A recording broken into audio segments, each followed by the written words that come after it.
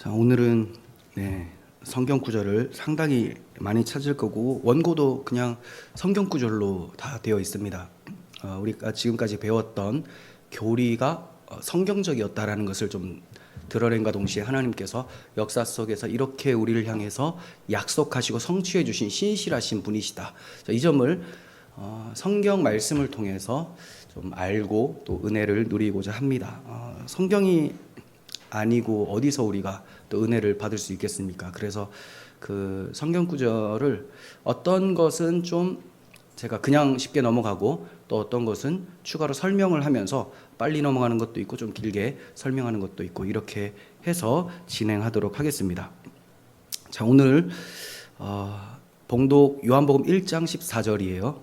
요한복음 1장 14절 함께 봉독합니다. 말씀이 육신이 되어 우리 가운데 거하심에 우리가 그의 영광을 보니 아버지의 독생자의 영광이요 은혜와 진리가 충만하더라. 아멘. 오늘은 기독론 네 번째 시간이고 성육신 예언과 성취입니다. 성육신 예언과 성취. 복음이라는 것은 갑자기 발생된 사건이 아니고 창세전에 하나님의 경륜 속에서 미리 작정되었던 일이 역사 속에서 일어난 거예요. 그러므로 창세전 하나님의 경륜, 즉 창조 경륜을 이해하는 것은 복음을 이해하는 데 매우 중요합니다. 그러므로 창조 경륜을 다시 또 설명을 해드리겠습니다. 하나님께서 창세전에 하나의 큰 계획을 가지시는데 하나님이 내 백성을 갖겠다, 내 나라를 세우겠다라고 작정을 하셨습니다. 그 이유는 하나님의 백성이 하나님의 사랑을 알고 또 하나님께 경배와 찬송을 드림으로 하나님께서 영광 받으시기 위함이에요. 이것이 창조 경륜입니다. 어렵지가 않죠. 굉장히 깔끔하고 단순해요. 하나님이 자기 백성을 두시고 영광을 받으시겠다. 자, 이것을 위해서 하나님은 자기 백성을 만들기로 작정을 하시는데 이때 그 사람을 하나님의 형상대로 인격적인 존재로 지으시기로 작정을 하십니다. 자, 왜 하나님이 인격적인 존재로 하나님 형상대로 지으시냐면 인격적인 존재라는 것은 자기의 의지가 있는 존재죠. 로봇이 아니라는 거예요. 그래서 그 만들어진 피조물 하나님 백성이 자발적으로 하나님을 경배하며 섬김으로써 그것을 기뻐하시고 영광을 받으시겠다라는 거죠. 하나님이 로봇을 만들어 놓고 버튼을 누르면 하나님 찬송 이런 것을 기뻐하신다는 것은 하나님에게는 당치도 않은 말이고 또 인격적으로 하나님이 기뻐하실 수가 없는 상태인 거죠.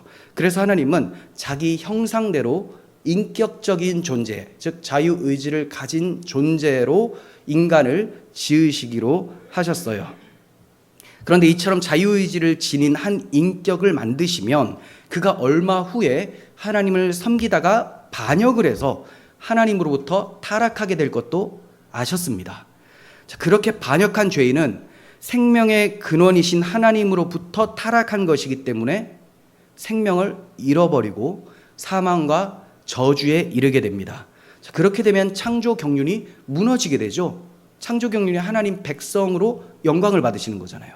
그런데 이렇게 되면 무너지게 되는 것이기 때문에 하나님께서 그대로 두시지를 않고 새 일을 행하십니다. 하나님은 반역자들을 구원하여 다시 하나님 백성 삼기로 작정하셨어요. 반역의 죄값은 사망이기 때문에 사망을 무효화하기 위해서 삼위 하나님께서는 제2위격이신 성자께서 사람으로 오셔서 사망을 대신 감당하는 것으로 정하셨습니다. 이것을 구원 협약이라고 말씀을 드렸죠. 무너진 하나님의 창조를 되돌리는 일은 하나님 자신만이 하실 수 있기 때문에 피조물에게 이것을 기대하지 않으셨어요. 창조주께서 직접 이 일을 감당하시기로 하신 거예요.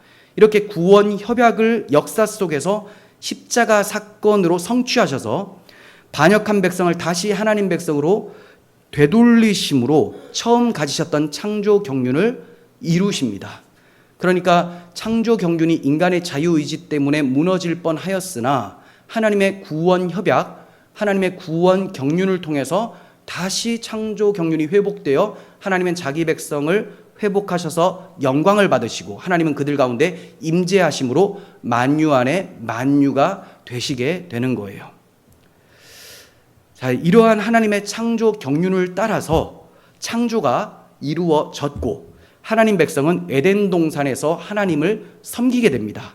하지만 하나님께서 미리 아셨던 것처럼 시간이 얼마 지나지 않자 유혹자가 나타나서 하나님 백성을 유혹하게 되는데 이 유혹에 빠져서 하나님 섬김을 거부하고 반역하여 죄와 사망에 이르게 되었습니다.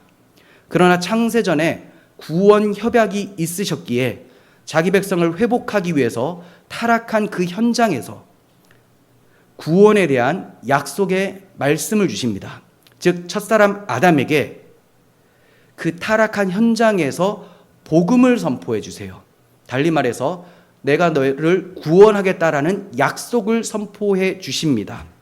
자, 이 아담에게 선포한 이 약속, 메시아 언약이라고 하는데 이 구원의 약속, 메시아 언약을 시작으로 지속적으로 역사 속에서 구원의 언약, 메시아 언약을 반복하여 말씀해 주시는 거예요. 이 언약은 하나님께서 사람으로 오셔서 특히 여자의 후손으로 오셔서 죄를 대속하시겠다라는 위대한 약속입니다. 이를 역사 속에서 여러 대상에게 여러 모양으로 여러 표현으로 약속을 해 주시는 거예요. 그러니까 표현은 여러 가지지만 약속은 하나밖에 없죠. 하나님이 무너진 창조 경륜을 다시 회복시키는 구원 협약, 이걸 역사 속에 나타내는 구원 약속. 어렵습니까? 하나님이 내 백성을 갖겠다. 이놈이 잘못해서 타락하더라도 내가 나의 희생을 치르고서라도 이놈을 다시 회복시켜서 내가 처음 가졌던 창조 경륜, 내 백성으로 영광 받으시는 것을 이어가겠다라는 것.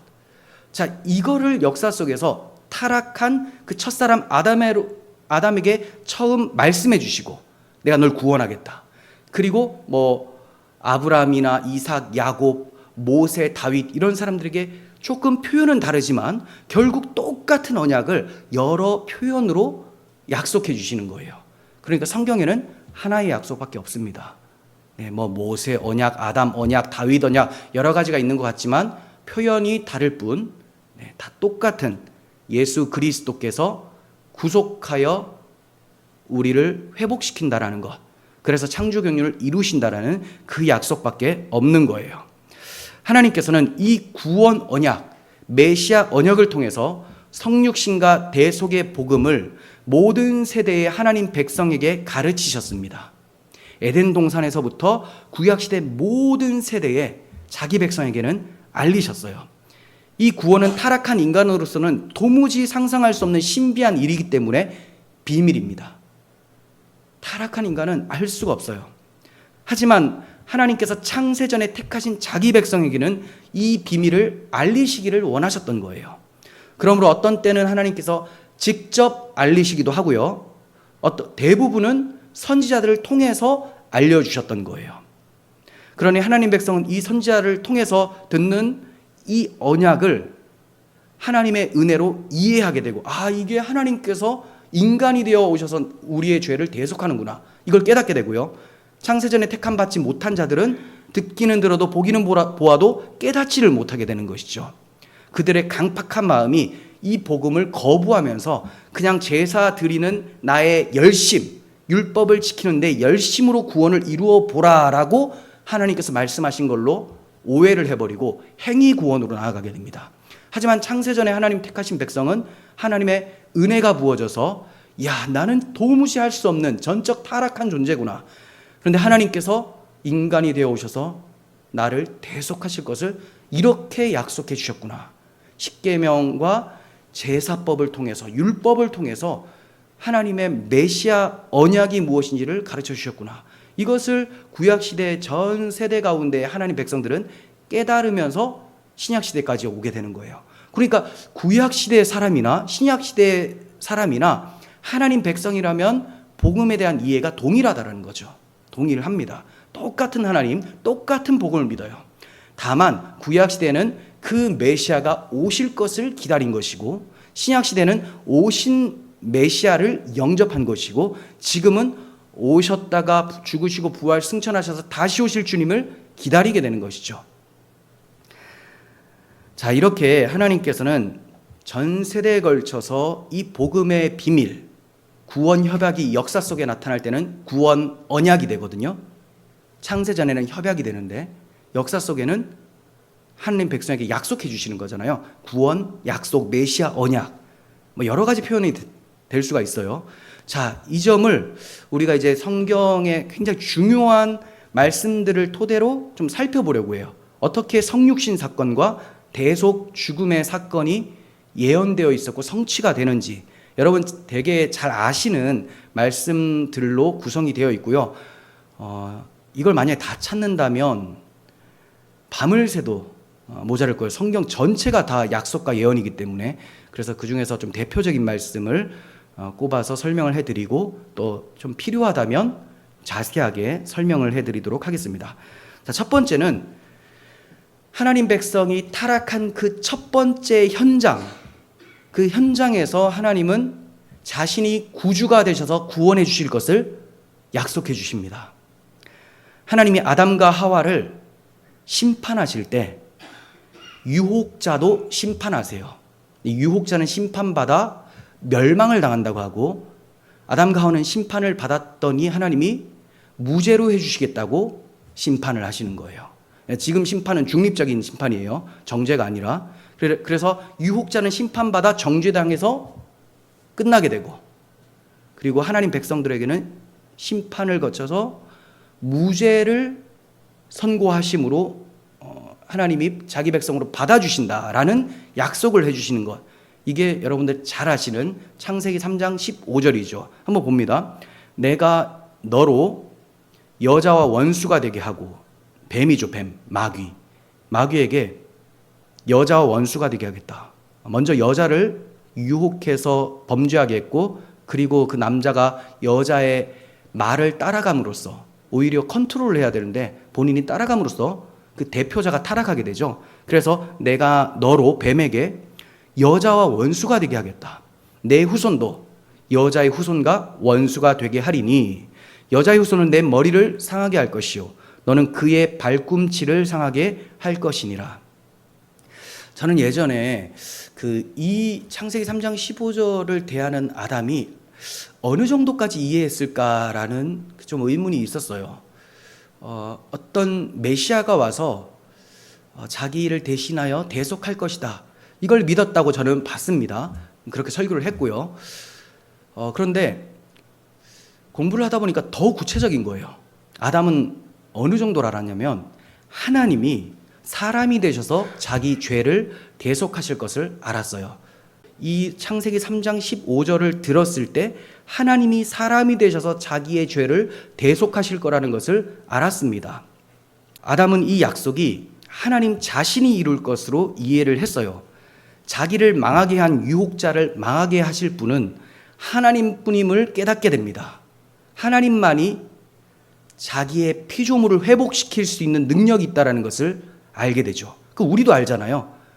하나님 앞에 반역한 죄를, 하나님의 영광에 손상을 끼친 죄를 하나님이 아니고선 누가 회복을 시킬 수 있습니까? 그러니까 우리도 아는 것을 아담도 당연히 알게 된다는 거예요. 그래서 하나님이 자기의 범죄를 무효화시킬 것을 알게 되었고, 나아가서 하나님이 여자의 후손, 즉 사람이 되어 오셔서 세상을 구원하실 것을 그가 알고 믿었던 것입니다. 이 예언은 하나님이 동정녀 마리아에게서 나심으로 성취가 됩니다. 이 정도 설명하고 넘어갑니다. 할 게 많으니까. 자, 다음에는 이삭의 출생으로 그리스도께서 오실 것을 약속해 주셨어요. 이삭 출생이 굉장히 신기한 출생이죠. 아브라함과 사라가 아들을 낳을 가능성이 완전히 끝나버린 상태에서 하나님께서는 아브라함에게 아들을 주시겠다고 약속을 하십니다. 처음에 아브라함이나 사라나 이 약속을 믿지를 못해요. 아이고, 그런 일이 어떻게 있겠습니까 하면서 피식 웃잖아요. 그래서 야, 한번 봐라, 내년에 너에게 아들을 내가 줄 것이다. 그리고 그 아이 이름을 이삭이라고 해라. 이삭이 이름이 뭡니까? 웃음이죠. 너들 지금 비웃었지? 이거죠. 무섭죠. 하지만 하나님의 은혜로 진짜 웃음으로 만들어 주시겠다. 이런 이제 언어 유희의 그 하나님의 뜻을 나타내 보이신 것 같아요. 자, 이 약속에서 아브라함은 하나님 자신이 세상의 구세주가 되실 것을 시간이 지나서 깨닫게 됩니다. 처음엔 알지 못했지만 깨닫게 돼요. 곧 아브라함은 이삭의 출생을 통해서 하나님이 세상의 구세주로 오셔서 세상 죄를 해결하신다는 진리를 깨달았어요.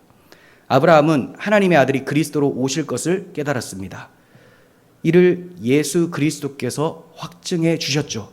아브라함이 깨달았다는 것을 예수님이 직접 말씀해 주시는 게 너희 조상 아브라함은 나의 때 볼 것을 즐거워하다가 보고 기뻐하였느니라.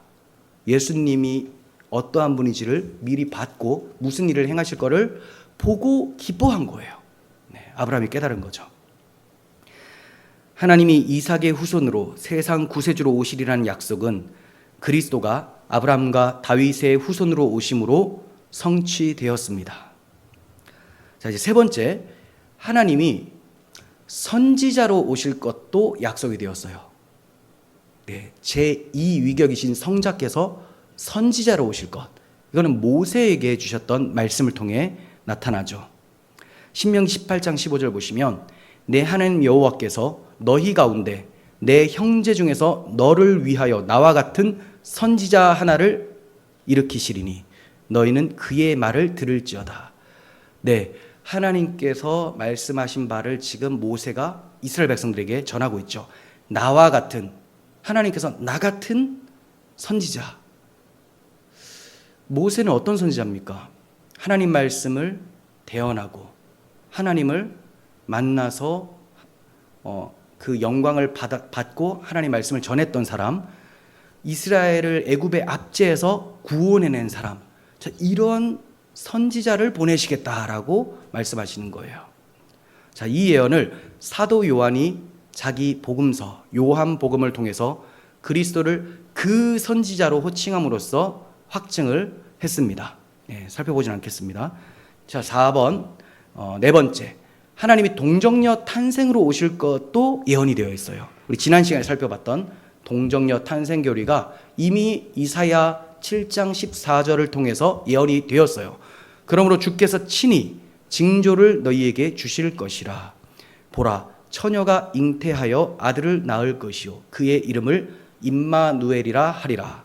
이 예언은 잘 아시다시피 그리스도께서 동정녀 마리아에서 태어나게 되심으로 성취가 되죠. 굉장히 구체적으로 하나님은 약속해 주셨어요. 왜냐하면 전 세대에 걸친 자기 백성들이 하나님의 뜻을 이해하고 믿을 수 있도록 해주시기 위해서. 물론 그 믿음은 은혜의 결과이긴 합니다. 자, 그리고 다섯 번째로는 하나님이 한 아기로 나실 것이 예언이 되어 있습니다. 성인으로 오시는 게 아니에요. 아담처럼 성인으로 또 제왕으로 아주 강력한 영웅으로 이렇게 오는 것이 아니라 아기로 오신다고 하죠. 이사야 9장 6절, 이는 한 아기가 우리에게서 낳고 한 아들을 우리에게 주신 바 되었는데 그의 어깨에는 정사를 메었고 그의 이름은 기묘자라 모사라 전능하신 하나님이라 영존하신 아버지라 평강의 왕이라 할 것임이라. 아기로 시작했는데 뒤로 갈수록 점점 영광스럽죠.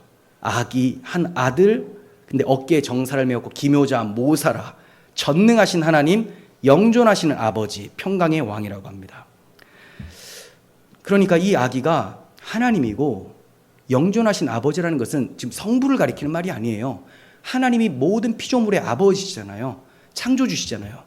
그래서 가장 먼저 계신 분으로서 영존하시는 아버지라고 하는 거예요. 이 하나님께서 인간이 되어 오셔서 죄 많은 세상 가운데 하나님과 원수된 자들에게 평강을 전하시죠. 자기 십자가 대속으로 평화를 이뤄내십니다. 그래서 평강의 왕이라고 합니다. 이 예언은 사도 요한과 바울의 그리스도에 대한 선언으로 확증이 됩니다. 요한복음 1장 1절 보시면 태초에 말씀이 계시니라. 이 말씀이 하나님과 함께 계셨으니 이 말씀은 곧 하나님이시라. 로마서 9장 5절, 그는 만물 위에 계셔서 세세 찬양을 받으실 하나님이시라. 예수님이 하나님이시라고 하죠. 로마서 11장 36절. 이는 만물이 주에게서 나오고 주로 말미암고 주에게로 돌아감이라. 그에게 영광이 세세에 있을지어다. 아멘. 예수님에게서 모든 것이 시작이 되고 예수님으로 인해서 움직이고 다스려지게 되고요. 예수님께로 결국 돌아가서 예수님께 영광을 돌리게 된다는 것을 말씀합니다. 예수님은 찬송받기 합당하신 하나님이시다라고 바울이 증언을 하고 있습니다. 자, 그리고 여섯 번째, 하나님께서 이새의 후손으로 오실 것을 예언해 주셨습니다. 이사야 11장 1절. 이새의 줄기에서 한 싹이 나며 그 뿌리에서 한 가지가 나서 결실할 것이요. 자, 이새가 누굽니까? 누구의 아버지죠? 다윗의 아버지잖아요. 그러니까 다윗의 후손으로 오실 것이 예언이 되어 있는 거예요. 그 위에 여호와의 영, 곧 지혜와 총명의 영이요, 모략과 재능의 영이요, 지식과 여호와를 경외하는 영이 강림하시리니. 자, 이사야 11장 10절. 그날에 이새의 뿌리에서 한 싹이 나서 만민의 기치로 설 것이요, 열방이 그에게로 돌아오리니 그가 거한 곳이 영화로우리라.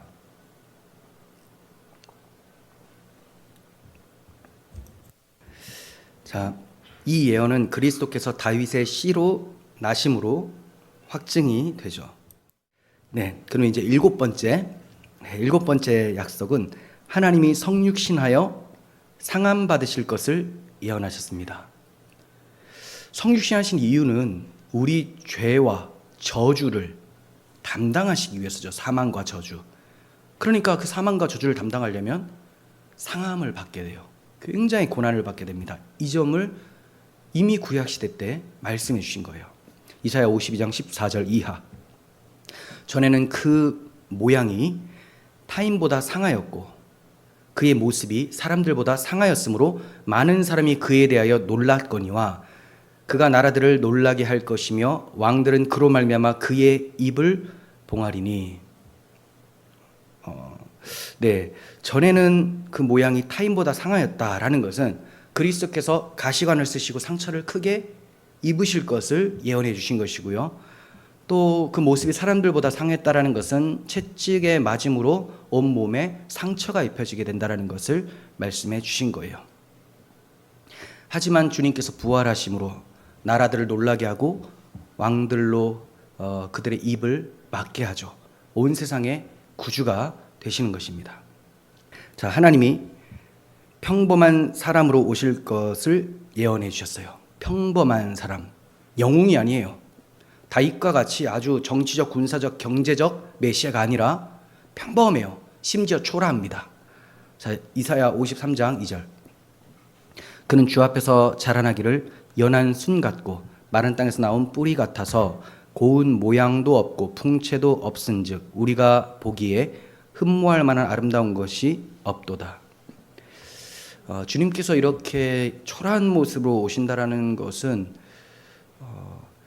이 세상에 비천하고 낮은 그 사람들의 어려움까지도 다 공감하시고 체휼하시고 이 모든 것을 감당하시고 죽으신다라는 것을 보여주시기 위함이에요. 자, 이 예언이 그리스도께서 보잘것없고 그냥 평범한 사람으로 오실 것이 나사렛이라고 하는 보잘것없는 동네에서 태어나심으로 성취가 됩니다. 나다나엘이 이렇게 얘기를 했죠. 나사렛에서 무슨 선한 것이 날 수 있는가. 네. 그 정도로 별 볼 일 없는 곳에서 예수님이 태어나심으로, 네. 그리고 심지어는 마국간에서 태어나심으로, 그것도 말의 구유, 그 말 구유 통해서 태어나심으로 아주 초라한 모습으로 오심을 성취하셨습니다. 자, 아홉 번째, 하나님이 한 사람으로 나심으로 새 인류의 조상이 되심이 예언됩니다. 새 인류의 조상이 되심이 예언이 되어 있어요. 이사야 8장 18절 보시면 보라 나와 및 여호와께서 내게 주신 자녀들이라고 말씀합니다. 내게 주신 자녀들. 자녀들을 가진 자는 아버지죠. 그리스도는 성육신하여 한 사람이 되셨을 뿐만이 아니라 그의 구속사역으로 많은 자녀들을 얻었습니다. 이전에는 마귀에게 속해 있었는데 자신의 구속사역으로 이 복음을 믿는 자들은 다 자기의 자녀로 편입을 시키신 거예요. 이사야의 예언을 히브리서 저자는 그리스도에게 적용해서 새 인류의 조상이 되셨음을 확증했습니다. 히브리서 기자뿐만이 아니라 바울까지도 그리스도께서 새 인류의 조상, 곧 머리가 되셨음을 확증했습니다. 에베소서 1장 21절입니다. 제가 읽을게요. 모든 통치와 권세와 능력과 주권과 이 세상뿐 아니라 오는 세상에 일컫는 모든 이름 위에 뛰어나게 하시고 또 만물을 그의 발 아래에 복종하게 하시고 그를 만물 위에 교회의 머리로 삼으셨느니라. 네, 교회가 새 인류죠. 새 인류의 머리, 대표자가 되게 하신 것입니다. 예수님이 영존하시는 아버지심을 보이신 거예요. 골로새서 1장 18절. 그는 몸인 교회의 머리시라. 그가 근본이시요 죽은 자들 가운데서 먼저 나신 이시니 이제 죄와 사망 가운데 있는 자들 중에 잠자는 자들의 첫 열매가 되셨으니 이 열매 아래로 이제 열매가 맺혀지게 되는 거죠. 그래서 친히 만물의 으뜸이 되려 하심이다라고 하면서 새 인류의 조상 되셨음을 확증하셨습니다. 10번째, 사람이 되신 하나님이 멸시와 간고를 겪으실 것이 예언이 되어 있어요. 이사야 53장 3절. 그는 멸시를 받아 사람들에게 버림받았으며 간고를 많이 겪었으며 질고를 아는 자라. 자, 이 예언은 그리스도께서 사람들에게 침뱉음을 당하고 주먹으로 맞고 손바닥으로 때림을 당하고 온 백성으로부터 멸시를 받으심으로 글자 그대로 확증되었습니다. 더구나 십자가에 못 박히심이 가장 큰 멸시와 간고를 겪으신 것이 되죠. 자, 11번째 예언입니다. 성육신하신 구세주께서 성령으로 역사하실 것을 예언해 주셨습니다. 성령으로 역사하실 것을 예언해 주셨어요. 이사야 61장 보시면 주 여호와의 영이 내게 내리셨으니 이는 여호와께서 내게 기름을 부으사 가난한 자에게 아름다운 소식을 전하게 하려 하심이라. 나를 보내사 마음이 상한 자를 고치며 포로된 자에게 자유를, 갇힌 자에게 노임을 선포하며 라고 예언이 되어 있는데 예수님께서 성령으로 세례를 받으시고 또 복음을 전파하심으로 완전하게 성취를 하셨습니다. 성령으로 세례를 받으시고 복음을 전파하실 때 또 성령의 역사로 하시고 또 성령께서 그들 가운데 역사하셔서 복음을 믿게 하심으로 그리스도께서 성령으로 역사하실 것이 성취가 되었던 거예요. 12번째, 여호와가 다윗의 후손으로 오시는데 앞에 것보다 조금 더 구체적이에요. 앞에 이새의 뿌리였잖아요. 여기는 다윗의 후손인데 다윗이 직위가 뭐냐? 왕이죠, 왕. 그러니까 다윗의 후손, 즉 왕으로 오실 것, 공의를 베푸시는 왕으로 오실 것이 예언이 되어 있어요. 예레미야 23장 5절 보시면 보라, 때가 이르리니 내가 다윗에게 한 의로운 가지를 일으킬 것이라. 그가 왕이 되어 지혜롭게 다스리며 세상에서 정의와 공의를 행할 것이며 그의 날에 유다는 구원을 받겠고 이스라엘은 평안히 살 것이며 그의 이름은 여호와 우리의 공이라 일컬음을 받으리라. 밑에 33장 15절.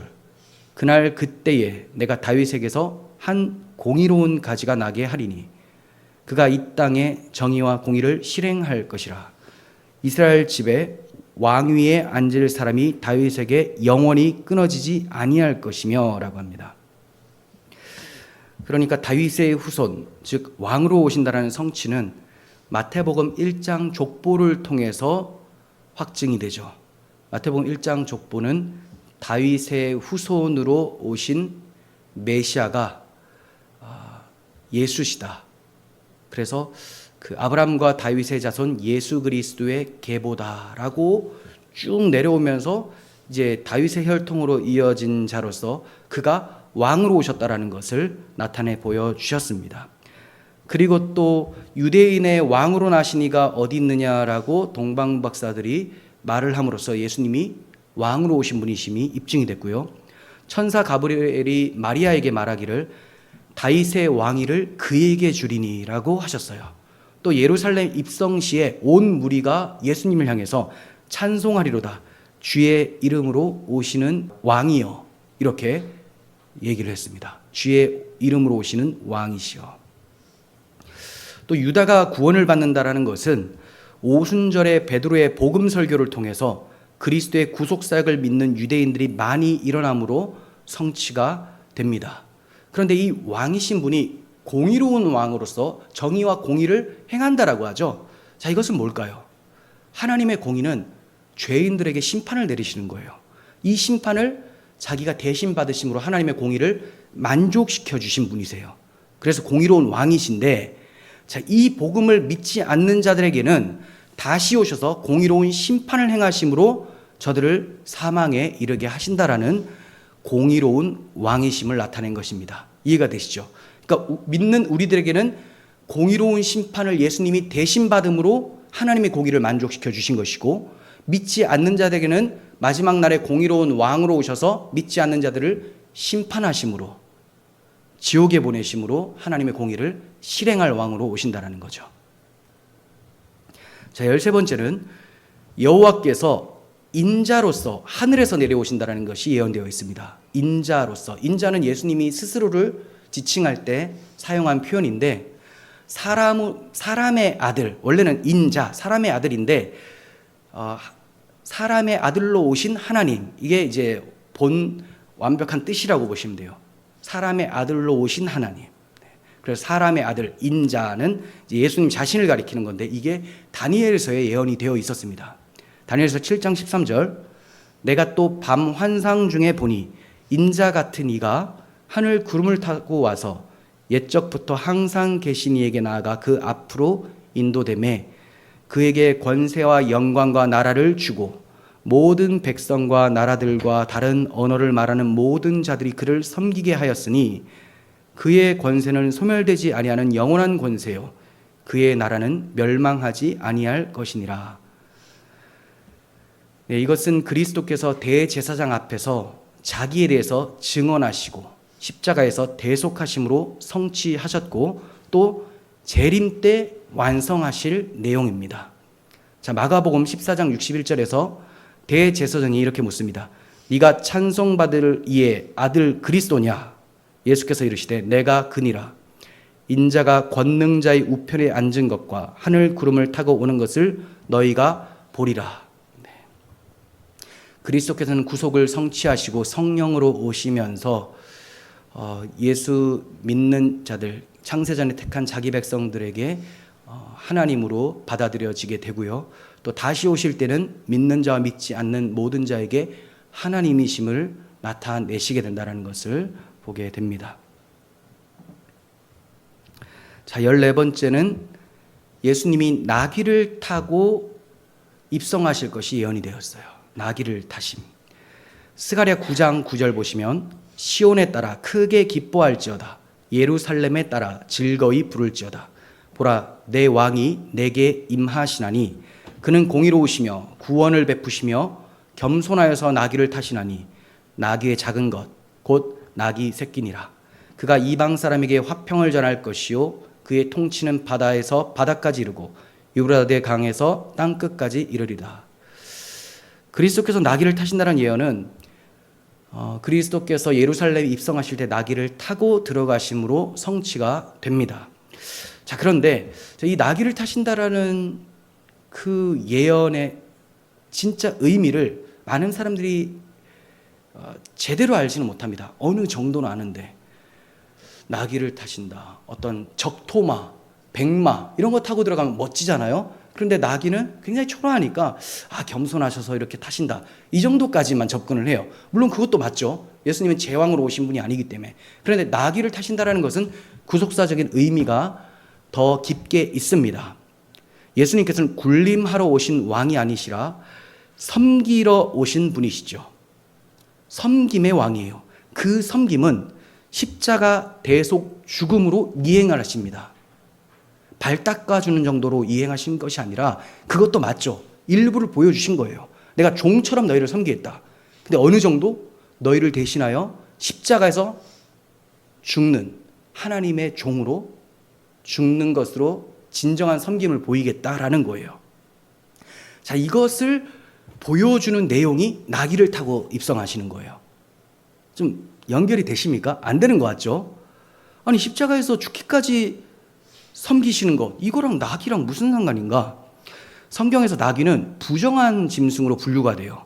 그래서 나귀 새끼는 어린 양으로 대속을 해요. 어린 양. 어린 양으로 대속하지 않으면 나귀 새끼 목을 꺾어버려야 돼요. 그러니까 그가 살려면 어린 양이 대신 죽습니다. 이런 부정한 나귀는 하나님 앞에서 타락한 우리를 얘기를 하는 거예요. 죄인. 이런 나귀 같은 죄인을 대신해서 하나님의 어린 양이신 그리스도께서 죽임을 당하시는 거예요.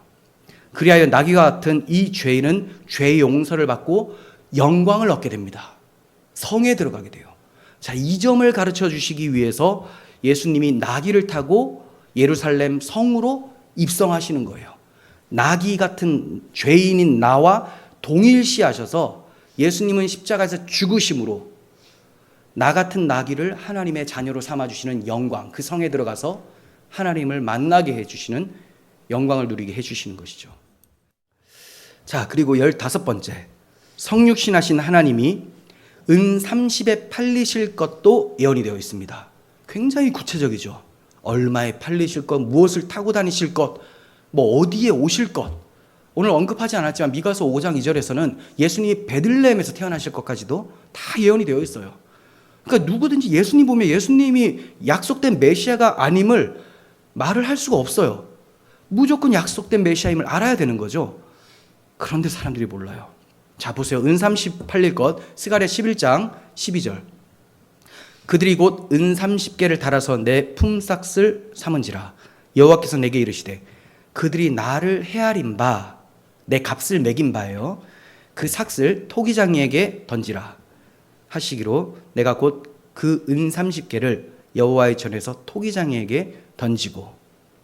이 예언이 가룟 유다가 그리스도를 은 30에 팔고 그 값을 제사장들이 토기장이에 밭을 산 데서 성취가 됩니다. 그런데 이것도 조금 부연 설명을 하는 것이 좋겠습니다. 은 30은 노예값입니다. 노예값. 소가 노예를 받아서 죽이잖아요. 그러면 그 노예 주인한테 은 30을 주면 돼요. 노예값.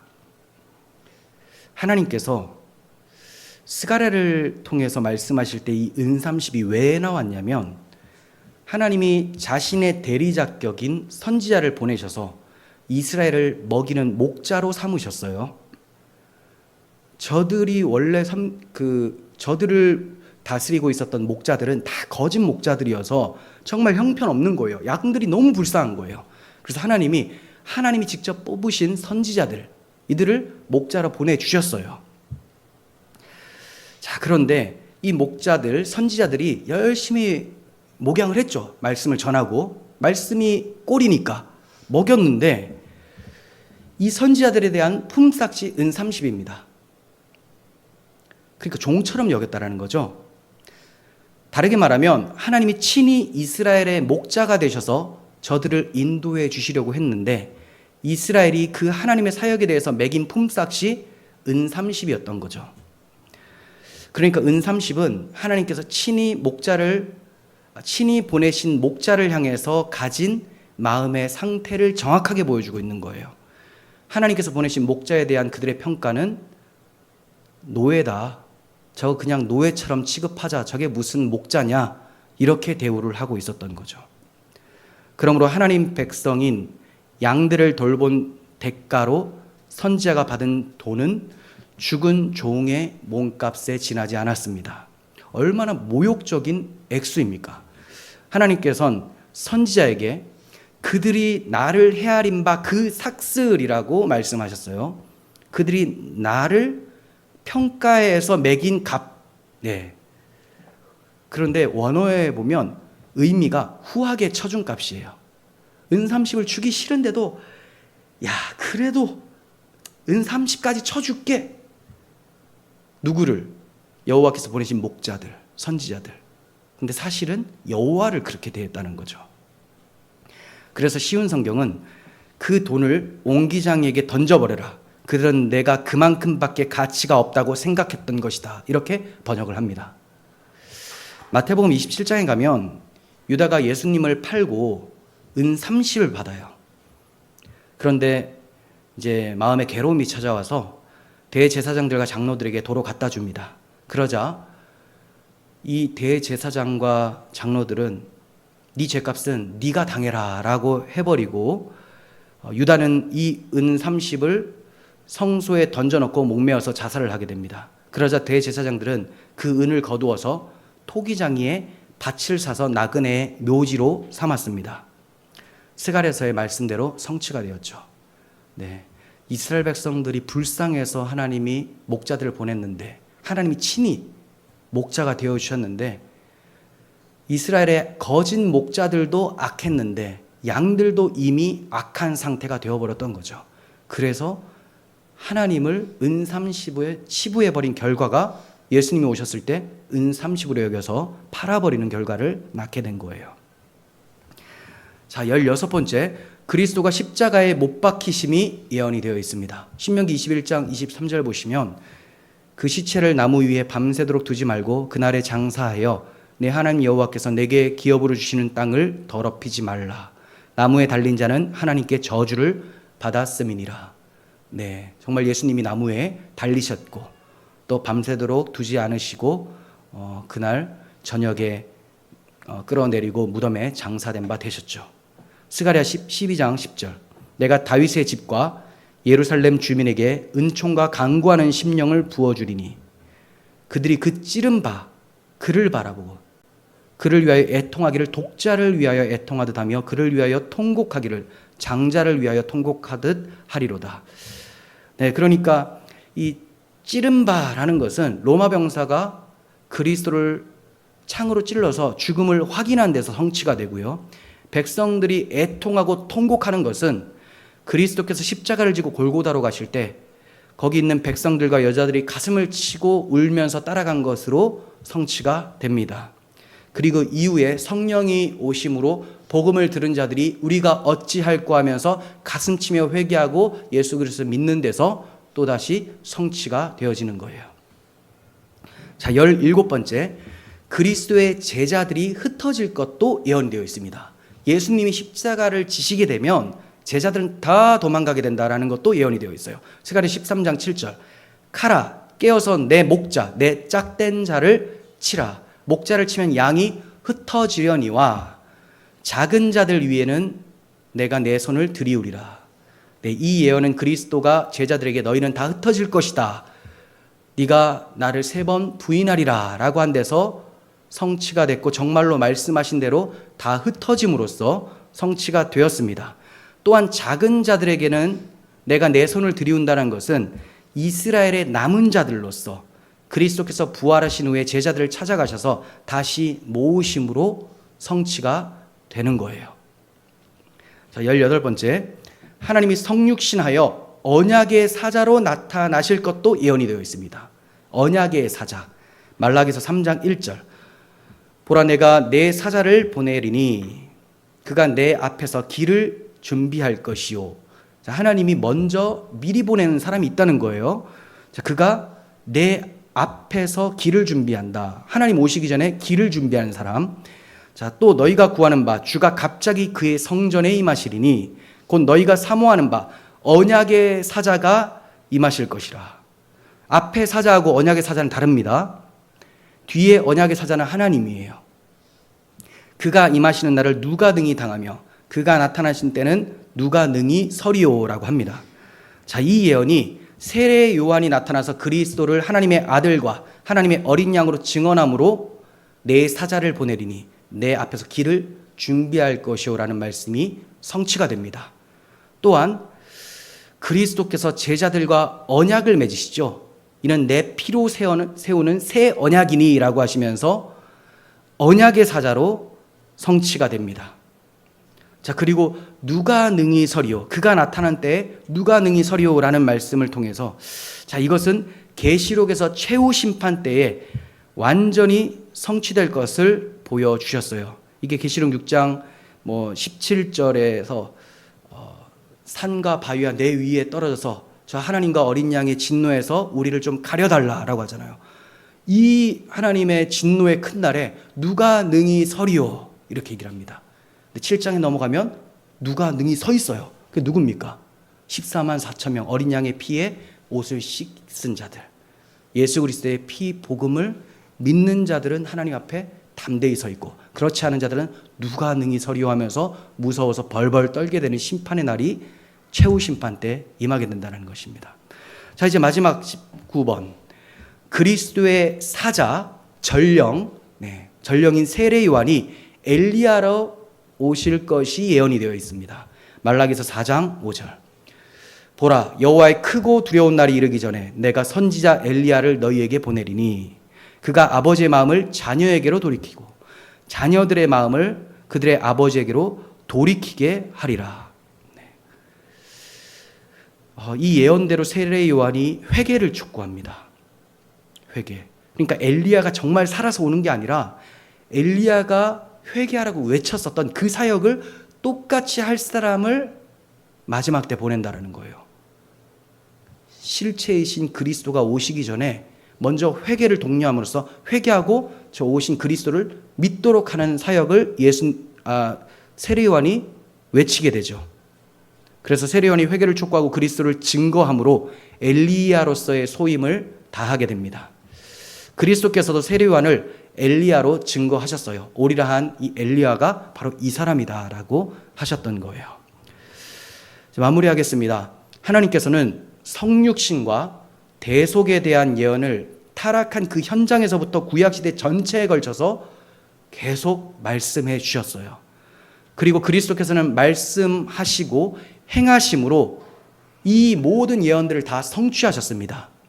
그러니까 그리스도께서 아기 때 오셔서 바로 죽으시면 안 되는 거예요. 공생애가 필요합니다. 왜냐하면 이 예언이 바로 자신을 가리켰다라는 것을 자신의 공생애를 통해서 다 드러내시는 거죠. 그리고 사람들은 누가 봐도 저분이 메시아임을 알게 되면 그 메시아가 왜 오셨는지를 자신의 말씀하신 바대로 십자가에서 달려서 죽으심으로 이루어내시는 거예요. 구원을. 그러니까 그리스도의 공생애는 어떤 사람들이 얘기하는 것처럼 율법 잘 지켜서 우리에게 의를 넘겨주기 위함이다 이런 게 아니고, 이건 복음을 모르는 거예요.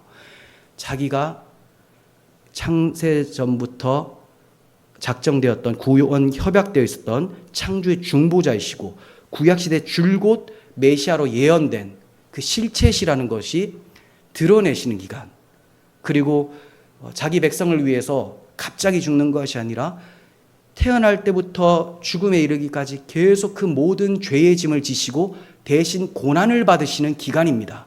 그리고 그 고난의 절정이 바로 십자가에서 죽으심이에요. 자, 이렇게 대신 고난을 우린 다른 말로 하나님 사랑, 이웃 사랑이라고 하죠. 하나님 사랑, 이웃 사랑. 사랑하셔서 그 짐을 지고 가신 거예요. 이렇게 사랑하시는 자는 율법을 다 이루었느니라 라고 성경은 말씀을 합니다. 그런 의미에서 예수님이 율법을 다 이루셨다, 율법의 요구를 만족시켰다라고 하는 것이지, 율법 조문 하나씩 지켜가지고 내가 5계명 못한 거 예수님 대신 지켜서 넘겨주고 이런 게 아니라는 거죠. 완전히 오해하고 있는 거예요. 자, 이렇게 예수님께서는 당신의 전 생애를 통해서 자신이 구약시대에 예언된 메시아임을 나타내 보이시고 십자가로 다 성취하셨습니다. 이를 보면서 우리를 향한 하나님의 사랑을 하나님께서 이처럼 확실하게 증명해 주셨다는 것을 확인하게 됩니다. 그러나 예수님 당시나 심지어 신약 성경으로 완성된 계시가 온전히 주어진 오늘날에도, 예수님 당시에도 지금도 예수님이 하나님이 사람으로 오신 그리스도이심을 부인하는 사람들이 많습니다. 이렇게 많이 말씀해 주셨는데 이렇게 왜 그럴까요? 예수님께서 말씀해 주셨죠. 너희가 성경에서 영생을 얻는 줄 알고 성경을 연구하거니와 이 성경이 곧 내게 대하여 증거하는 것이다. 그러나 너희가 영생을 얻기 위하여 내게로 오지 아니하는도다. 성경은 분명히 영생을 얻게 하기 위한 죄 용서함을 받는 메시아를 얘기를 합니다. 율법 잘 지켜서 영생 얻는 게 아니고 죄 가운데 태어난 자들이 무엇을 지킬 수 있습니까? 그래서 대속자가 필요하다라는 거예요. 그 영생은 바로 나를 믿어야 영생이다라는 것을 구약 성경에 가르쳤다. 너희가 영생 얻으려고 성경 열심히 연구하지 않냐? 그래, 성경엔 영생이 기록되어 있다. 근데 내 얘기인데 문제는 너희가 영생을 얻기 위해서 나에게는 나오지 않는다. 왜? 예수님께 나오면 자기가 지금까지 했었던 거, 자기가 쌓아왔던 공로들 다 아무것도 아니라는 것을 인정해야 되거든요. 그래서 하나님의 의는 모르고 자기 의를 세우기 위하여 힘써 하나님의 의에 복종치 아니하는 모습이 당시 유대인들에게도 있었고, 오늘날 자유주의 신학자들에게도 있고, 오늘날 정통 장로교회라고 하면서도 복음을 제대로 알지 못하고 예수님의 대속으로 우리가 온전케 된다는 것을 부정하는 사람들이 많이 있다는 거죠. 우리는 날마다 고백을 해야 됩니다. 주는 그리스도시요 살아계신 하나님의 아들이십니다. 주 예수님, 제가 주님을 믿습니다. 기도하겠습니다. 살아계신 하나님 아버지, 감사합니다. 하나님이 자기 창조가 타락하자 창조의 중보자를 사람으로 보내셔서 우리에 대한 자기 사랑을 확증해 주셨습니다. 이렇게 구약 성경을 통하여 너무나 많은 약속이 있었고, 주 예수님, 주께서 그렇게 많이 말씀하시며 행동으로 성취해 주셨음에도 불구하고 지금도 우리가 이 예수님에 대한 오해나 불신이 있진 않은지 돌아봅니다. 주 예수님, 우리에게 은혜를 내려주셔서 주 성령으로 충만케 하시고 가난한 마음, 겸손한 마음, 지혜로운 영을 허락하여 주셔서 복음을 바르게 알고 그 복음을 주신 하나님께 감사하며 하나님과 동행하고 하나님께 영광 돌리는 저희들이 되게 하여 주옵소서. 우리 구주 예수 그리스도의 이름으로 기도합니다. 아멘.